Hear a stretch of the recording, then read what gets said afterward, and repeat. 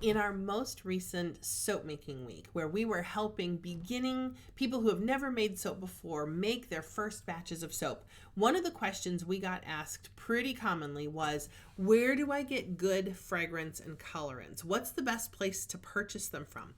There are a couple things to be aware of as you are exploring fragrance and colorant for your cold process soap making. So grab your coffee and let's chat about what you need to think about and where those places are to get good quality fragrance and colorant for your soaps. First, let's talk about fragrance. Each fragrance, this is something you need to understand, that each fragrance is going to impact your soap batch differently. This is something to be aware of. Again, we are not dealing with cooking.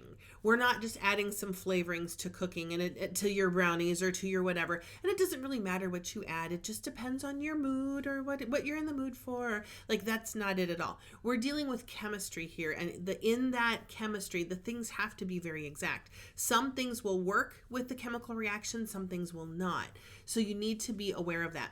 And fragrance is something that is going to change how the soap batter behaves. If you made an unscented, uncolored batch, and then you made one with fragrance, those two batches are going to behave differently. Sometimes the fragrance will cause the batch to accelerate, meaning it's going to thicken up faster than it otherwise would have. So that's something to be aware of. Sometimes your batch is going to heat up hotter than it would without fragrance. That fragrance is going to cause that batch to generate more heat. That's something to be aware of. There are some fragrances out there that even though they say they're for soap making, they will just wreck your batch entirely. It's all about the quality of the fragrance that you buy. If you want the best chance of having the best possible experience with your soap making, you need to purchase your fragrance from a fragrance supplier or manufacturer where this is their business. This is what they do. Now, if you think about that, there are some websites out there where this is their business. If you go on their website, they have all fragrance and colorants. Like, this is what they do. If you went on Amazon, that is not what Amazon does. Amazon does a million jillion things. And buying your fragrance and colorant from Amazon, our experience, you've got about a 50-50 shot of that being good or being junk that's either not going to hold or is going to wreck your batch. Again, Hobby Lobby, same thing. Michaels, same thing. This Hobby and Lobby and Michaels, this is not what they do. They do all kinds of crafting things kind of all across the board, but they don't deal with fragrance and colorant for makers specifically. So again, what you buy from them may or may not work. It just depends. It might be for soap making, but it might not be for cold process soap making, and they're not good at delineating that. So be very, very careful of purchasing from them when you're going to put this in your cold process soap making. Walmart, definitely out. Like they don't deal with this at all, really. So just be really cautious. Your best quality and your best chance are going to come from websites, from businesses where this is what they do. This is their business.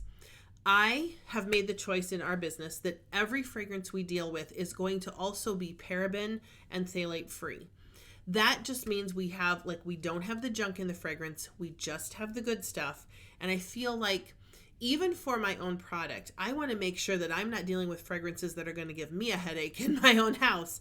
But also I don't want to then pass that on to other people as well. So that's what we have chosen as well. I would encourage you to make the same choice. Again, you're going to need to be at a fragrance supplier to even be able to know if that's the case. You are going to spend more money for these fragrances. You just are. They're going to be more expensive. They're higher quality. That's going to cost you. However, you're also going to spend a lot on the ingredients that you put into failed soap batches that your junky fragrance seized up or whatever it did. So it's worth getting the good stuff at the beginning to know that you're working with a high quality fragrance that isn't going to cause a mess in your soap batch the first time you try it. When you are choosing colorants for your cold process soap making, the question we get all the time from people who have not bought a high quality colorant is, why didn't my colors come out bright? When it was in the packet, it was this beautiful bright color, and now it's just kind of muted black color. Why didn't it hold? And the answer is you didn't buy a quality colorant. It was not intended to hold up in the cold process soap making chemical reaction. That saponification reaction can be a little rough on colorants, and you need to have one that is designed to withstand that reaction. Again, Amazon, you got a 50-50 shot, and I'm not even sure it's that, like, your odds are that good. Chances are you're either not going to have a quality colorant that you're buying from there. I mean, if you purchase from them, what you get is not going to be a quality colorant. It's not going to be intended for soap making. It might be intended for epoxy or for something else. Or it's not intended for cold process soap making. Again, there's a difference. Colorants for melt and pour, colorants for cold process, those are different. In our cold process soap making for beginners, we tell them they need to stick to micas and oxides, powdered colorant that you're going to premix in an oil. This is their best chance for having a successful coloring experience in their first batches of colored soap. That you can't use a liquid colorant. Again, those are for other things. And you also cannot get the bright variety pack on Amazon. I don't know how many students I've seen buy this gorgeous color array that was pretty cheap on Amazon and then find out it doesn't deliver those bright colors at all. It just delivers at best pastels and maybe no color at all. So again, make sure you're purchasing from a reputable company. Make sure you're purchasing your colorants from a place where this is what they do. They provide colorants and fragrances most of the time to people who are making soap from a cold process soap. Or makers in general. Like, it might be a website that does cold process melt and pour candles and something else. That's fine.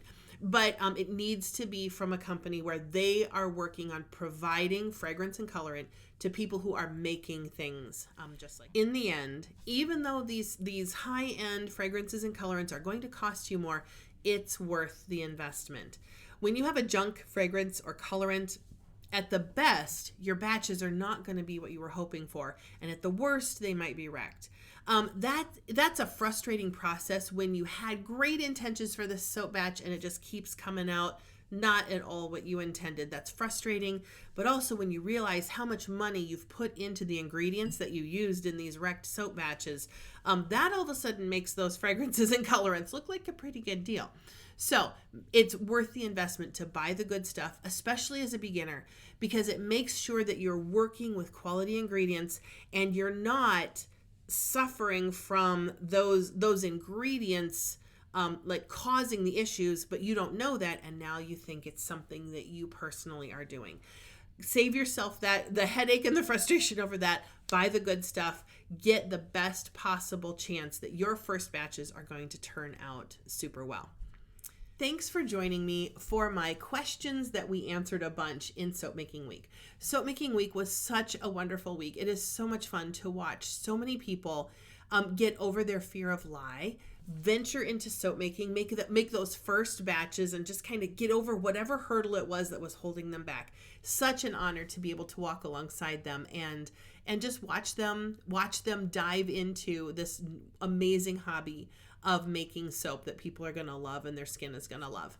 If Soap Making Week sounds like a lot of fun to you, you might be a beginning soap maker, you might be a veteran soap maker, just looking for the excitement and the experience and the fun of doing this all together in a community of other people who are excited.